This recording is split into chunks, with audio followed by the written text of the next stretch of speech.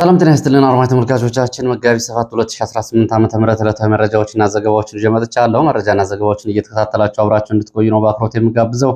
የአማራ ፋኖ ብሔራዊ ንቅናቄ በወቅታዊ ጉዳይ ላይ መግለጫ ሰጥቷል። በመግለጫው ለተለያዩ አካላት ጥሪዎችን፣ ማስጠንቀቂያዎችንና እንደዚሁም ደግሞ ገለጻዎችን አቅርቧል። ከአገር ውስጥ እስከ ውጭ ድረስ ለሚገኙ የተለያዩ አካላት ያቀረበው ጥሪ በሰባተኛው አገር አቀፍ ምርጫ ጉዳይ ነው።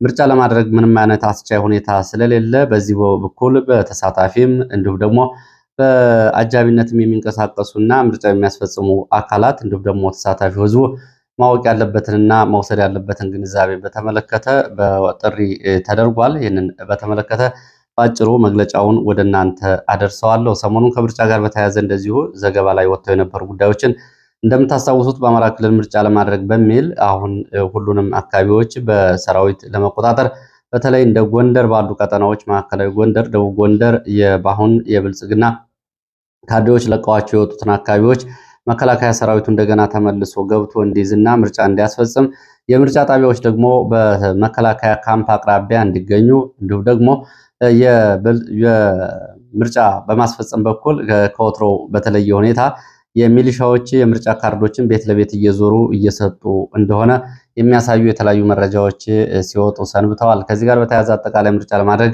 አስቻይ ሁኔታ የለም የሚለው አጠቃላይ ሁኔታና ተፈጻሚነቱ በቀጣይ ጊዜያት የሚኖረውን በተለይ እንግዲህ 2 ወራት ገደማ የቀረውን ምርጫና ተያያዥ ጉዳዮችን በተመለከተ ፖለቲካዊ ተጽዕኖ ምን ይሆናል የሚለው የሚጠበቅ ነው። ይህንን ጨምሮ የተለያዩ መረጃዎች አሉ። እንደዚሁም ደግሞ ዋናው ባለስልጣን ለሕክምና ከሀገር ወጥተዋል ተብሏል። ከሀገር የወጡት ዋናውን ባለስልጣን እና ሁኔታውን በተመለከተ ዝርዝር መረጃዎችን ይዣለሁ።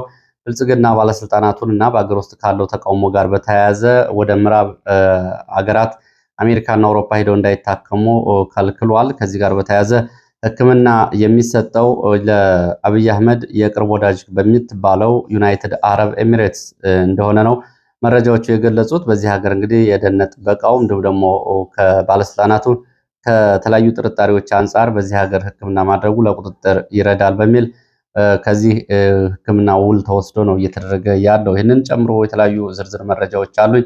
ጀኔራሎቹ ለሁለት ተከፍለዋል። 3ቱ ጀኔራሎች አንድ አይነት አቋም ይዘዋል። ይህንን በተመለከተና ሌሎች መረጃዎችንም እንደዚሁ በዚህ ሰዓት ወደ እናንተ የማደርስ ይሆናል። እናንተ እስከ መጨረሻው አብራችሁ እየተከታተላችሁ እንድትቆዩ ነው በአክብሮት የምጋብዛችሁ።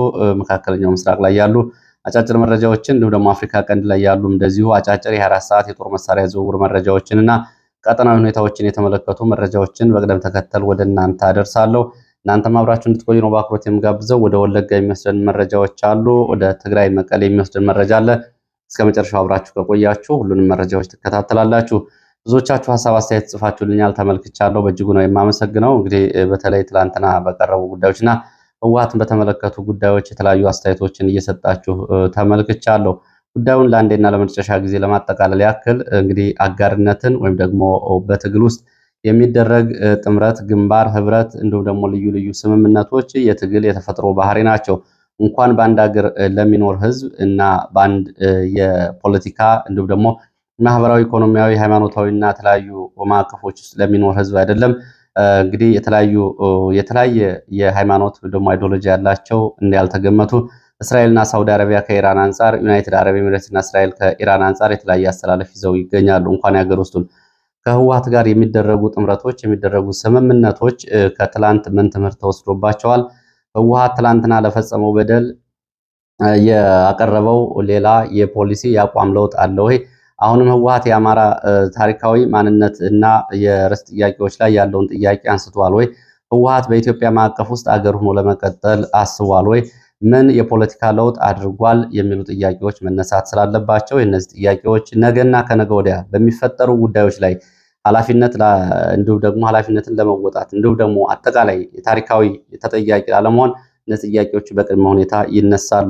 ከዚህ ባሻገር ያለው ጉዳይ ሙሉ በሙሉ ማሳመኛ የሌለው ህብረት፣ አንድነት ምናምን የሚለው ምንም አይነት የሚጨበጥ ማሳመኛ ምላሽ የሚሰጥ አይደለም። ብዙዎቹ አስተያየቶችን ስለተመለከትኩኝ አሁንም ያለው አቋም እሱ ነው። ህወሓት እየመጣ ያለው ነፃ ሀገር ለመገንባት ነው። ይህንን ግልጽ በሆነ መንገድ እነሱ አስቀምጠዋል።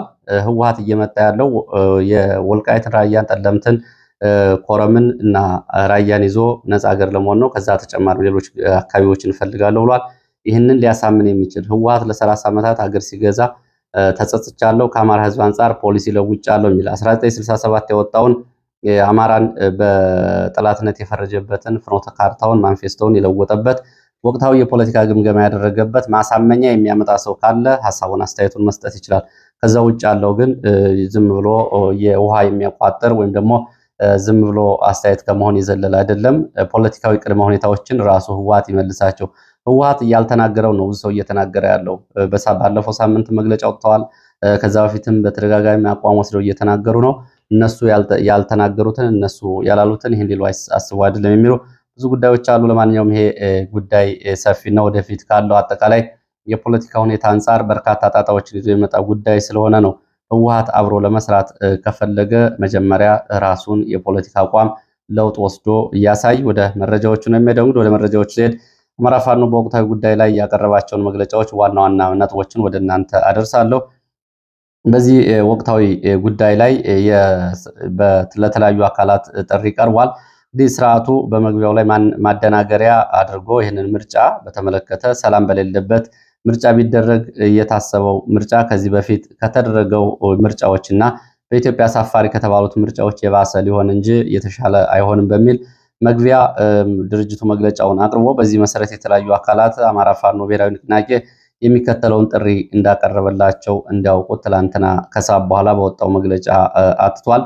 አንደኛ ለፖለቲካ ፓርቲዎች ነው። ለፖለቲካ ፓርቲዎች እንግዲህ በዚህ ባለፉት 3 ተከታታይ ዓመታት በአማራ ሕዝብ ላይ መጠነ ሰፊ ጭፍጨፋ እየተፈጸመ መሆኑን ያው ገልጿል። ለዓለም አቀፍ ማህበረሰብ ሊያያቸው የፈለገውን የምርጫ እጀባ እና ብልጽግና ለዓለም አቀፍ ማህበረሰቡ ሰላማዊና ዲሞክራሲያዊ ነኝ በማለት ሊያደርገው ላሰበው ምርጫ እጀባ ለማድረግ የተዘጋጁ የፖለቲካ ፓርቲዎች የአማራን ሕዝብ የካዱ በመሆናቸው ከአገዛዙ እኩል የአማራ ፋኖ ብሔራዊ ንቅናቄ እና የአማራ ሕዝብ ጠላት ተብለው የሚታገላቸው መሆኑን አሳውቃለሁ ብሏል። በዚህ መሰረት ከዚህ ድርጊታችሁ የማትታቀቡ ከሆነ በግልጽ እንታገላችኋለን ሲል ማስጠንቀቂያና ጥሪ አቅርቧል።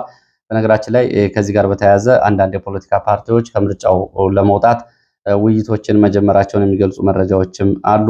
ሁለተኛው ለአማራ ሕዝብ ነው። የአማራ ሕዝብ እንግዲህ እየደረሰብህ ያለውን ግፍና ሰቆቃ አንተ ታውቃለህ በሚል የምርጫ አንተን ለማጥፋት ተጨማሪ ጊዜ ለመግዛት የሚደረግ ምርጫ በመሆኑ ይህንን በመገንዘብ በድሮን የጭፍጨፋ በልጆችህ ስቃይ ልጆችህ በተለያየ ቦታ በማጎሪያ ሆነው የሚደረገው ምርጫ የአንተን የቀጣይ የመጥፋት ጊዜ የሚያጠናክር እንጂ ለውጥ የሚያመጣ ስላልሆነ ትግልህን አጠናክረህ እንድትቀጥል ጥሪ እናቀርባለን ብሏል። ሶስተኛው ለመላው ኢትዮጵያ ነው። ኢትዮጵያ ሕዝብ ለዚህ አገዛዝ ምርጫ ድራማ በመሳተፍ የሀገራችን ችግር ከዚህ በላይ ለከፍ አደጋና ቀውስ እንዲጋለጥ ከማድረግ የዘለለ ሚና ስለሌለው መላው ኢትዮጵያን ይህንን በመገንዘብ ከጎናችን በመቆም ለቀጣዩ መጠነ ሰፊ ትግል ጥሪ ዝግጁ እንድትሆኑ እንጠይቃለን። ሀገራችንንም ከቀውስ እንድንታደጋት ብሏል ጥሪ ሲያቀርብ። አራተኛው ለሚዲያ ተቋማት ነው። የሚዲያ ተቋማት ሀገሪቱ በተራዘመ የዘር ማጥፋትና የአማራ ሕዝብ ላይ የቀጠለውን የዘር መጨፍጨፋ ተገቢ ትኩረት በመስጠት ለዓለም አቀፍ ማህበረሰቡ እውነታውን እንዲያጋልጡና ነባራዊ እና ተጨባጭ ሁኔታዎችን እንዲያስገነዝቡ ለህሊናና ለሞራላቸው በመቆም የሙያዊ ኃላፊነታቸውን እንዲወጡ ጥሪ አቅርቧል። ሌላው ለዓለም አቀፉ ማህበረሰብ ነው። ዓለም አቀፉ ማህበረሰብ አብይ አህመድ በኢትዮጵያና በቀጠናው ሀገሪቱን ቀውስ ውስጥ እየከተተ ስለሆነ የምርጫ ወቁልኝ የሚለውን ማደናገሪያ ተገንዝባችሁ ከአማራ ሕዝብ ትግል ጎን በመቆም ስርዓታዊ ለውጥ እና የሽግግር ጊዜ እንዲመጣ ከጎናችን እንድትቆሙ ጥሪ እናቀርባለን ብሏል ዓለም አቀፍ ማህበረሰቡ። ስድስተኛው ለጸረ ብልጽግና ኃይሎች ነው። ብልጽግናን እየታገሉ ለሚገኙ ኃይሎች የጋራና የተቀናጀ ስትራቴጂክ በመንደፍ በአንድነት መታገል ሀገራዊ አንድነትን ከውድቀት እንታደግ ሲል የጋራ ጥሪ አቅርቧል። ሰባተኛ ለመንግስት ሰራተኞች በተለይ ለመምህራንና ለተለያዩ የመንግስት ሰራተኞች ለዚህ ምርጫ ማስፈጸሚያነት አገዛዙ እናንተን ይጠቀማል። እናንተ በቅርብ በማህበረሰብ ውስጥ ያላችሁ ስለሆናችሁ በአማራ ሕዝብ ላይ እየደረሰ ያለውን ነገር በሙሉ ታውቁታላችሁ። ሁሉንም የህዝብ ግፍና መከራ በደንብ ትገነዘባላችሁ። ስለሆነም ይህንን ለምርጫ ማስፈጸሚነት ባለመቀበል ከህዝባችሁ ጎን እንድትቆሙ ጥሪ እናቀርባለን ይላል። ይህንን ተላልፎ የሚገኝና ከብልጽግና ጠላት ጋር በተሰለፉ ማናቸውም አካል ላይ እርምጃ የምንወስድ መሆኑን ለሰራዊታችን ይህንን ትዕዛዝ አስተላልፈናል ይላል። መጋቢት 6 2018 ከሰዓት በኋላ የተሰጠው መግለጫ ነው። በአጭሩ ይህንን ይመስላል። እንግዲህ ከምርጫ መረጃዎች ወጣ ብለን አጠቃላይ መረጃዎችን ስንመለከት ዋናው ባለስልጣን ለሕክምና ወደ ዱባይ አቅንተዋል የሚል ነው። ከሀገር ወጥተዋል። ሽመልስ አብዲሳ ለሕክምና ከሀገር ወጥተዋል የሚሉ መረጃዎች ናቸው እየወጡት። የኦሮሚያ ክልል ፕሬዚዳንት ሽመልስ አብዲሳ ለሕክምና ከሀገር ወጥተዋል። ብልጽግና ባለስልጣናትን የውጭ ሀገር ሕክምና እየተደረገ ወደሚገኝበት እና ለመቆጣጠር እንዲያመች በሚል የባለስልጣናቱ የሕክምና ውል ወደ ተወሰደበት ዩናይትድ አረብ ኤሚሬትስ ዱባይ ነው ለሕክምና እየሄዱት ነው ያሉት የመረጃ ምንጮቹ።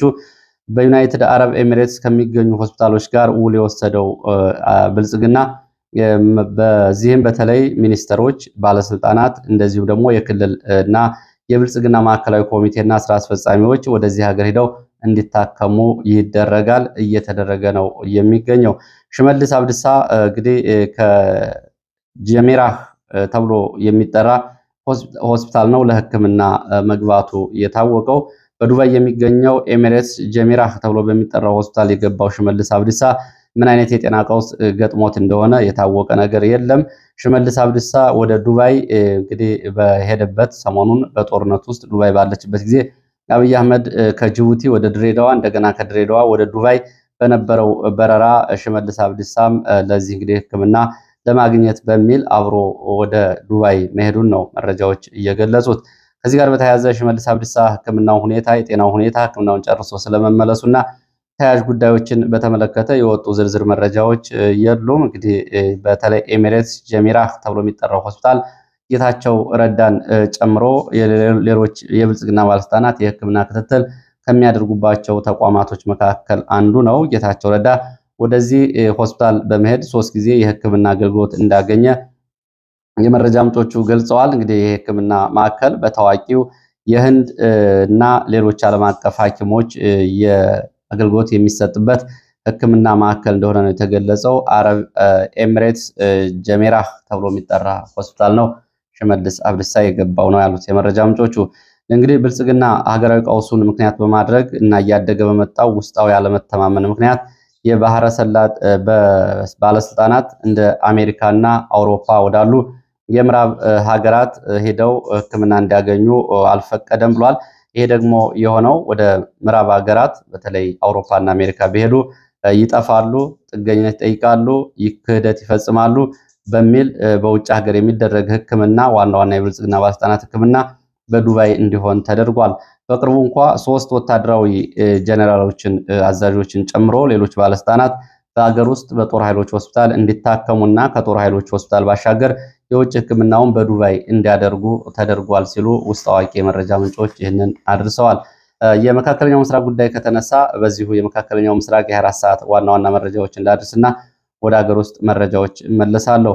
መካከለኛው ምስራቅ በ24 ሰዓት እንዴት ሆኖ አድሯል የሚለውን አጫጭር መረጃዎች ስንመለከት እንግዲህ ዛሬ ወደ 3ኛ ሳምንቱ እየገባ ያለው የመካከለኛው ምስራቅ ጦርነት የእስራኤል የአሜሪካና የኢራን ጦርነት አሁንም ቀጥሏል። አሁንም አዳዲስ የጦር መሳሪያዎች በዚህ ጦርነት ላይ እየታዩ ነው የሚገኙት። ኢራን በመካከለኛው ምስራቅና በእስራኤል ከወታደራዊ ተቋማትና ከኢላማዎች ህዝቡ እንዲርቅና አንዳንድ ቦታዎችን ለቆ እንዲወጣ ትዕዛዝ ሰጥተዋል። እስራኤልም እንደዚሁ ቀሪ ኢላማዎች ይቀሩኛል ብላለች። አሜሪካም እንደዚህ ጦርነቱን በተመለከተ የአሜሪካዊ ጦር መስሪያ ቤት ፔንታጎን በጦርነቱ ለ2 ወራት ሊቀጥል ይችላል የሚል እንደዚሁ ትንበያ ወይም ደግሞ ግምቱን አስቀምጧል። እንግዲህ በ24 ሰዓት መካከለኛው ምስራቅ ያሉ መረጃዎች በአጠቃላይ ሲታዩ እስራኤል የኢራንን 70% የባላስቲክ ሚሳይሎችን ማስወንጨፊያና የሚሳይል መሰረተ ልማቶችን ሙሉ በሙሉ አውድሜያለሁ ብላለች። ከዚህ ባሻገር ደግሞ 80% የሚሆነውን የኢራን የአየር ኃይል ራዳርና የአየር ኃይል ስርዓት ከጥቅም ውጭ አድርጌዋለሁ ብላለች። እንደዚሁም ደግሞ አሜሪካ እስካሁን ድረስ ወደ 60 የሚጠጉ የኢራን የባህር መርከቦች የጦር መርከቦችና እንዲሁም ደግሞ አገልግሎት ሰጭ መርከቦችን አውድሜያለሁ።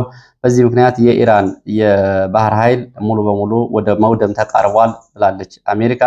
ለዚህ ግን ኢራን ምላሽ ሰጥታለች። የአሜሪካው ፕሬዝዳንት ዶናልድ ትራምፕ የኢራን የባህር ኃይል ተመቷል፣ ተዳክሟል እያሉ መግለጫ ሲሰጡ ሰምተናል። እስኪ ልብ ካላቸውና ድፍረቱ ካላቸው አሜሪካ መርከቦቻቸውን ወደ ፋርስ ባህረ ሰላጤ ያስጠጓቸውና የሚሆነውን እናሳያቸዋለን ብለዋል የኢራን ባለስልጣናት። የእስራኤል መከላከያ ሚኒስቴር እንግዲህ 70% ባላስቲክ ሚሳይሎችን 80% ደግሞ የኢራንን የአየር ስርዓት ሲስተም ወይም ደግሞ ስርዓቱን እንግዲህ ራዳርን ጨምሮ ከጥቅም ውጭ አድርገዋለሁ ብሏል። ጦርነቱ በታቀደው ልክ እየሄደ ነው። እንደውም ከታቀደው በላይ በፍጥነት እየተከናወነ ነው። ቀድመን ካቀድነው እቅድ የበለጠ ስኬት እያገኘን ነው ብለዋል። እንግዲህ ያው የሚዲያ መግለጫ ነው። በቀጣዮቹ ቀናት የተደበቁ የኒውክሌር ኢላማዎችን እናወድማለን ብለዋል የእስራኤሉ መከላከያ ቃል አቀባይ። የተመረጡ በሺህ የሚቆጠሩ ኢላማዎች እጃችን ላይ ያሉ፣ ቀጣይም በኢራን የተለያዩ ቦታዎች እነዚህን ኢላማዎች አድርገን ድብደባ እንፈጽማለን ብለዋል። ባለፉት 48 ሰዓታት 600 በላይ የኢራን ኢላማዎች ወደ አመድነት ቀይረናል ሲሉም እንደዚሁ የእስራኤሉ የቃል አቀባይ ተናግረዋል። የጦሩ ቃል አቀባይ የእስራኤል ጦር አቀባይ እንግዲህ ይህንን ሲገልጹ ቀጣይም ኢላማዎችን አጠናክረን እንቀጥላለን ብለዋል። የአሜሪካው የጦር መስሪያ ቤት ፔንታጎን ደግሞ ጦርነቱ ገና ሳምንታትን ይወስዳል፣ አሜሪካም ከዚህ አንጻር ዝግጅት አድርጋለች ሲል ነው የገለጸው። ያው ትናንትና እንግዲህ በአሜሪካው ፕሬዝዳንት ዶናልድ ትራምፕ የአሜሪካ ሚዲያዎች ማስጠንቀቃቸው ይታወቃል። አሜሪካ በዚህ ጦርነት እየከሰረች ነው፣ ወታደራዊ እንዲሁም ደግሞ የገንዘብና የፋይናንስ የኢኮኖሚ ቀውስ ውስጥ ትገባለች እያሉ ነበር። ከነዳጅ ጋር በተያያዘም እንደዚሁ አሜሪካ ማስጠንቀቂያ ሰጥታለች። ሌሎ የባህር ሰርጡን አስከፍታለሁ፣ ከዛ ባሻገር አሜሪካውያን ደግሞ ነዳጅ በቁጠባ እንዲጠቀሙና እንዲረጋጉ እንደዚሁ አሜሪካ ጥሪ አቅርባለች። ይህን በተመለከተም ዛሬም አብይ አህመድ ያስተላለፈው መልእክት አለ፣ ወደታች እናገኘዋለን። ህንድ ብቸኛው መፍትሄ የሆርሙዝ ባህር ሰርጥን ለማስከፈት ከኢራን ጋር መደራደርና ዲፕሎማሲያዊ ውይይት መጀመር ብቻ ነው ብላለች። ህንድ ይህንን ለካናዳና ሌሎች ሀገራት መሪዎች አሳውቃለች። ቻይና የኢራንና የእስራኤል የአሜሪካን ጦርነት አጋጣሚ በመጠቀም በታይዋን ቀጠና የአየር ክልልና የባህር ክልል አየርና የባህር ጦር መርከቦችን አሰማርታለች ስትል ታይዋን ይህንን ወቅሳለች። ስጋቱ እየጨመረ መጥቷል ነው ያለችው ታይዋን ሩቅ ምስራቅ አካባቢ። ወደ ኢራን ስንመለስ የኢራን አዲሱ መሪ አያቶላህ ሞጅታባ ካሚኒ ከፍተኛ መቁሰል አደጋ ደርሶባቸው በሚስጥር ከኢራን ወጥተው አሁን ለሕክምና በሞስኮ ሩሲያ ውስጥ ይገኛሉ ነው ያሉት። ሕክምና ላይ ይገኛሉ። የጤና ሁኔታቸው እየተሻሻለ ነው ብለዋል። ይህንን አልጃርዳ የተባለው የኩዌት ዜና ወኪል ከዘገበው በኋላ የኢራን ባለስልጣናትም ይህንን አምነዋል። የኢራኑ አብዮታዊ ዘብ በሞገድ 54 ያለውን የሚሳኤል ዘመቻ ሌሊቱን ማድረጉን አስታውቋል። በእስራኤልና በመካከለኛው ምስራቅ የአሜሪካ የጦር ሰፈሮች ላይ ድብደባ ፈጽሜያለሁ ሲል ነው የኢራን አብዮታዊ ዘብ የገለጸው። በዚህ ጥቃት 3 የአየር ማረፊያዎችን፣ አንደኛ የኢራቁ ሐረሬ አየር ማረፊያ፣ ሁለተኛ አሊ ሳላም የኩዌቱ አርፋጃን እንደዚሁ የአየር ጣቢያ፣ ሶስተኛው የዩናይትድ አረብ ኤሚሬትስ የአልፋጅራ ወደብ እና የነዳጅ ማራገፊያ በጥቃቱ ጉዳት ደርሶባቸዋል ብለዋል። አሜሪካና እንግሊዝ የሆርሙዝ ሰርጥን ለማስከፈት እንደዚሁ እና በሚፈጸመው ወታደራዊ ኦፕሬሽን ላይ ሰፊ ውይይት ማድረጋቸውንም የ24 ሰዓት መረጃዎች መካከል የወጡት የውጭ ዜናዎች ይህንን ገልጸዋል። ከአሜሪካ ትራምፕ የባህር ሰርጡን ለማስከፈት ጥሪ ያደረጉላቸው ሀገራት እንደዚሁ ምላሽ እየሰጡ ነው። እነ ቻይና፣ እነ ህንድ እንዲሁም ደግሞ እነ ፈረንሳይ አይሆንም እያሉ ነው የሚገኙት። ትራምፕ የባህረ ሰላጤን በኢራን እጅ ሆኖ የሆርሙዝ ሰርጥ መቆየት የለበትም በሚል አሁን ዘመቻ እናደርጋለን፣ 5 ሀገራት ቢያንስ መርከቦቻቸውን ይልካሉ እያሉ ነው የሚገኙት። ሌሎቹ ሀገራት ግን ምላሽ ሰጥተዋል፣ አናደርገውም ብለዋል። የአሜሪካ ዜጎቿ ከመካከለኛው ምስራቅና ሀገራት ኢራቅ፣ አረብ ኤሚሬትስ፣ ኩዌትን ለቀው እንዲወጡ ድጋሚ ጥሪ አቅርባለች። ኢራን በእስራኤልና በመካከለኛው ምስራቅ ነዋሪዎች ከወታደራዊ ኢላማዎች ለቀው እንዲወጡ ጥሪ አቅርባለች። ኢራን በመካከለኛው ምስራቅ አዲስ የጥቃት ኢላማ ከፍታለሁ ብላለች። ይህም ደግሞ በዶናልድ ትራምፕ እና በቤተሰቦቹ በአጋሮቹ የቢዝነስ ተቋማት ላይ ያነጣጠሩ ጥቃቶችን ከፍታለሁ ነው ያለችው። ይህንን ስጋት ተከትሎ የዱባዩ ዓለም አቀፍ አየር ማረፊያ ዛሬ በረራ እንዳቋረጠ መረጃዎች ገልጸዋል።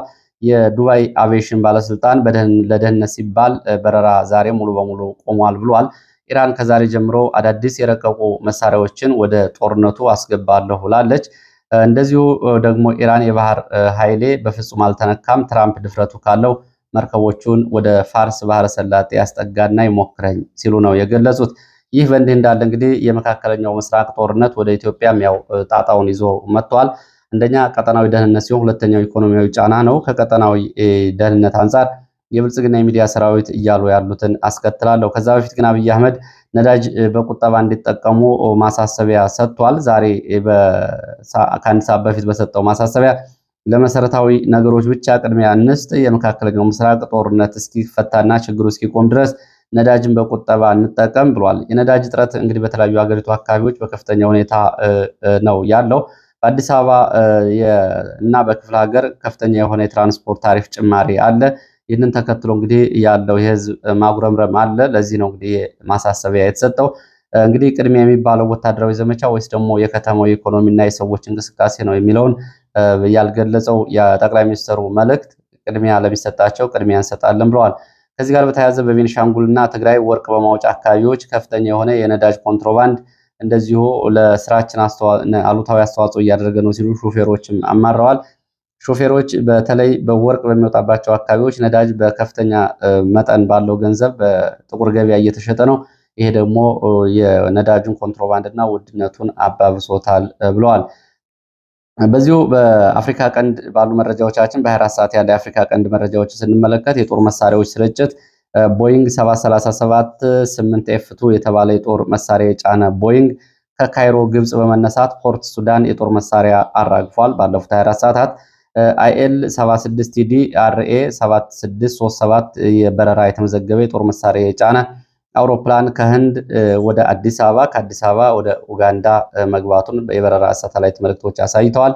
እንዲሁም የሱዳኑ ጦር በፈጥኖ ደራሹ ኃይል ወታደራዊ ይዞታዎችና በቻድ ጭምር ወደ ድንበር ዘልቆ 11 ድሮን ጥቃቶችን መፈጸሙን የወጡ መረጃዎች ያሳያሉ። አርኤ 76370 የተባለ የጦር መሳሪያ የጫነ አውሮፕላን ከዩናይትድ አረብ ኤሚሬትስ ወደ አዲስ አበባ ከአዲስ አበባ ወደ ቻድ በረራ ማድረጉንም እንደዚሁ መረጃዎች ገልጸዋል። ከዚህ ጋር በተያያዘ የብልጽግና የሚዲያ ሰራዊት ውስጥ በሆርሙዝ ሰርጥን መዘጋት ተከትሎ እንደዚሁ የቀይ ባህር ሰርጥን የሚዘጋ አካል ካለ እኛ ወደ የመን እንዘምታለን እያሉ ነው የሚገኙት። ከዚህ ጋር በተያያዘ እንግዲህ በተለይ የሁቲ አማጺ የባብኤል መንደብ ተብሎ የሚጠራውን ወሽመጥ የሚዘጋ ከሆነ የሜዲትራኒያንና ህንድ ውቅያኖስን የሚያገናኘውን የቀይ ባህርን ወሽመጥ የሚዘጋ ከሆነ ኢትዮጵያ ጦሯን ወደዚህ ታሰማራለች እያሉ ነው የሚገኙት። እንግዲህ ይህንን ጉዳይ በተመለከተ በዚህ ዘመቻ ደግሞ አሰብንና ሌሎቹን የኢትዮጵያን ወደቦች እና ደሴቶች እንቆጣጠራለን እያሉ ይገኛሉ። እስኪ በዚህ መሃል አንዳንድ ጉዳዮችን እናንሳ። አሁን ይህንን ወደ የመን ዘመቻ እናደርጋለን የሚሉት የብልጽግና የሚዲያ ሰራዊት ለመሆኑ ሀገር ውስጥ ያለው ሁኔታ ምን ይመስላል? ከደብረ ታቦር ወልዲያ ያለውን መንገድ፣ ከሻውራ ቋራ ያለውን መንገድ፣ ከአዲስ አበባ ሰላሌ ያለውን መንገድ፣ ከአዲስ አበባ ጅማ ያለው መንገድ፣ ከጎንደር መተማ ያለውን መንገድ፣ ከመቀሌ አዲግራት ዛላምበሳ ያለውን መንገድ እንዲሁም ደግሞ ከዛላምበሳ ሽራሮ፣ ሽሬ፣ ተከዜ ያለውን መንገድ መቼ ነው የምትቆጣጠሩት የሚል ጥያቄ ማቅረብ ያስፈልጋል። ያው አንዳንድ ጊዜ እንግዲህ ነባራዊ ሁኔታዎችን ከግምት ውስጥ ሳያስገቡ ነው ብዙ ጊዜ እንግዲህ በዚህ መንገድ ህዝብ እየመራ ነው በሚል የሚዲያ እንዲሁም ደግሞ የፕሮፓጋንዳ ስራዎችን የሚሰሩት። የብልጽግና ባለስልጣናት በወታደራዊ ካምፖች ውስጥ ተቀምጠው ተንቀሳቅሰው የስራ መስራት ባልቻሉበት ሁኔታ አሁን ከየመን እና እንዲሁም ደግሞ ከቀይ ባህር አሰብንና ሌሎችን ወደቦችን እናመጣለን እያሉ ነው የሚገኙት። እንግዲህ ይህንን አብረን የምናየው ነው የሚሆነው። ነባራዊ ሁኔታው ግን ላይ የተገለጸው ነው።